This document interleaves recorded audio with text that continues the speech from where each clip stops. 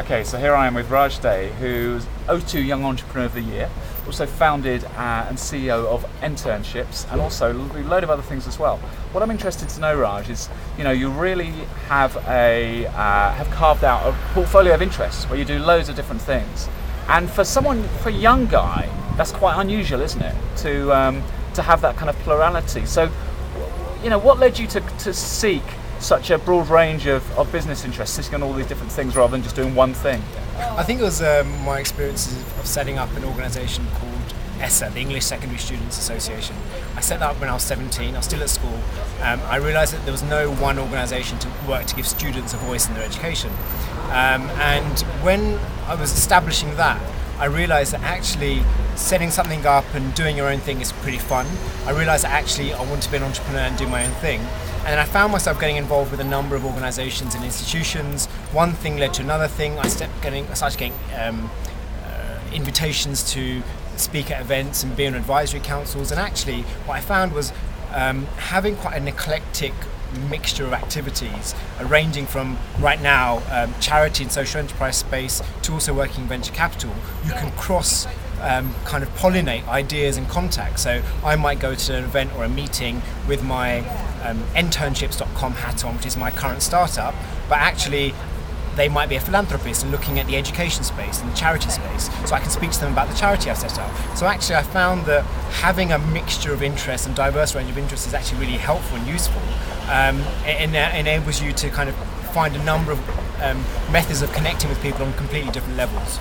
Sure. But what unites all those different things? What is the the kind of philosophy or the mantra that unites everything that Raj Dey does? I think it's really about making a change, making a difference. If I think about the work I did in the school student space, it was around giving students a voice, seeing them as customers, and now Student Voice, which is our website, studentvoice.co.uk, has become part of government policy. And that's something I started about 5-6 years ago. Now, if we look at the current graduate unemployment crisis, it's the worst since over a decade. There are hundreds and thousands of graduates unemployed. So internships.com, it's about connecting them to startups and small businesses to really see entrepreneurship as a viable career path. So it's not just about being a jobs board for startups and small businesses. It's about creating the culture change and making people create a new word, an internship, because everyone knows about an internship. So really what I'm trying to do is create change, be a change maker, and disrupt kind of current markets and ways of thinking, really. Fantastic. What about that whole thing that entrepreneurs struggle with, where as internships becomes more and more successful, which I'm sure it will do, its demands on you as its founder and CEO will be increased? And how do you reconcile that with all the other things you're doing? I mean, are you going to take someone else on to run it, or have you got any views on that? Yeah, I mean, it is difficult, and I suppose entrepreneurs always struggle with delegating, and there's always slightly precious over their own baby. But I think it is important to surround yourself with the right team. So, for example, I've now moved away from the work I did in the charity space with ESSA, because it's very much being run by young people who are aged 11 to 19 in school. And there's a team that run that on a day-to-day basis, and I'm a trustee of that. So I've kind of stepped away. Likewise, with internships, I hope to develop a team, get the systems and processes in place, and then for me personally to start moving on to my next venture, because I am very much the person that comes up with new ideas, kickstarts a business, and then moves on to something else. And when it gets in terms of the operations and day-to-day things, there are other people in my network or team that I can bring on board to do that. Cool. And finally, I think we're on the same page in terms of kind of work-life balance versus integration.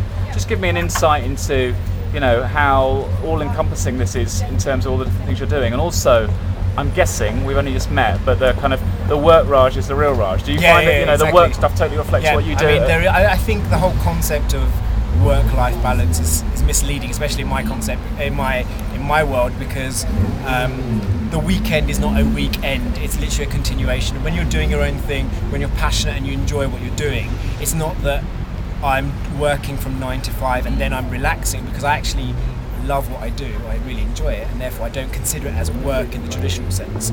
And so it's one big blur. Even, as I said, even when I go on holiday, especially with an internet business, you can always check in and find out what's happening, always be there at the end of an email or a phone call, but that's not a problem for me because I actually really enjoy it. So I think as long as you're passionate about what you're doing, the whole concept of work-life balance is slightly irrelevant. Absolutely agree. Thanks a lot, Raj.